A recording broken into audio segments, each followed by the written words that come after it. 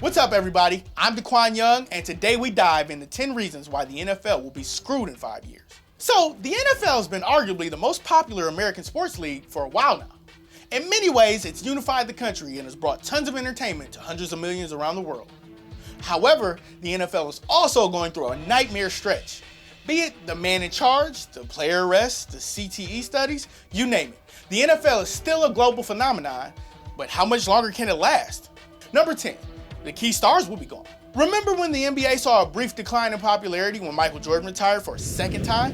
He influenced and inspired the game in so many ways, and many fans just couldn't bear to watch without him.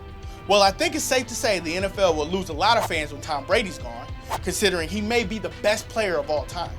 At least a ton of bandwagon Patriots fans will be gone. Guys like Aaron Rodgers could be done too. With all the game's ambassadors leaving, the NFL will struggle. Number 9, game quality. Thursday Night Football was atrocious in 2016. We can all agree on that, and let's not forget about the playoffs. Besides a couple of exciting games, the 2016 NFL playoffs were a complete snooze fest. Half of the teams in the league look incompetent on the offensive side of the ball, and when 2 of these teams square off, good luck keeping your eyes open for the next 3 hours. Number 8, players or criminals. Every year, players are getting arrested for awful acts. Not just drugs, but high-speed chases, beating their women, attacking their kids, getting into bar fight, it goes on. The NBA, NHL, and MLB rarely have player arrests, and they run a pretty clean slate, and their commissioners are tough on their players who commit crimes. Obviously, Roger Goodell has a lot to learn still. If all these NFL players continue to be criminals, it doesn't bode well for the league's image and their future.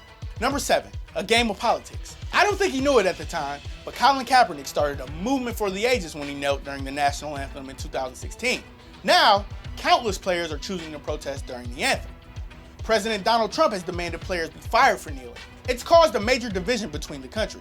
You'll see many NFL fans boycotting the league simply because of players protesting during the Star-Spangled Banner. Number 6, refereeing controversies. Far too many games are being ruined by officials. Teams like the Cowboys and Lions are always getting screwed over by the refs over and over again.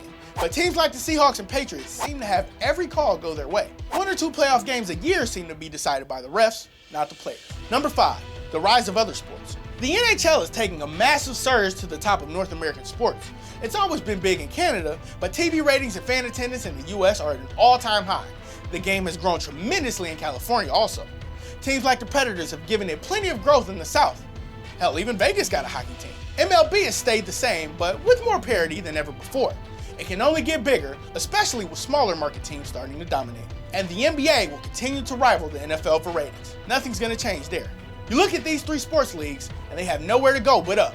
The NFL has nowhere to go but down. Number 4, players retiring, less participation. We've seen many NFL players retire while they were young, including promising San Francisco 49ers player Chris Borland. He wasn't the only one, nor will he be the last. According to the National Federation of State High School Associations, the country lost nearly 26,000 high school football players in 2016. Across the country, many cities and football leagues have cut back on the amount of teams since fewer people want to play. So you have a ton of youth and high school players who don't want to play. You have talented NFL players quitting early for their safety. The rest speaks for itself. Number 3, a decline in ratings. Our first 7 reasons on this list have attributed to a decline in NFL ratings. Going back to the 2014 season, the NFL ratings have really gone downhill. According to Nathanson, ratings went down about 9% in the 2016 regular season and 6% in the postseason. Hell, the Patriots and Chiefs 2017 Week 1 game had the worst ratings for a season opener since 2009, and the NFL has seen ratings continue to go down in 2017. Number 2, the commissioner. Love him or hate him, Roger Goodell is one interesting figure. He's helped the NFL net billions upon billions in revenue during his time as commissioner, but he's done a horrible job with player discipline. He miserably handled both Spygate and Deflategate and Bountygate. The players have made it clear they don't like him and that he has too much power. Goodell has lost a lot of respect from countless organizations across the world who have called for his termination of employment. Millions of fans don't respect the guy either. If Goodell doesn't change his ways, the NFL will be in big trouble. Number 1, CTE. Studies found that 99% of deceased NFL players used in research had suffered from CTE. That's the reality, and it's really, really scary. Aaron Hernandez was found to have suffered from CTE, and that could explain how he went from a beloved football hero to a convicted killer who took his own life. CTE has caused declines in youth football participation as well. The results of these studies are damning, and Why should these guys jeopardize their lives for 10 years of fame?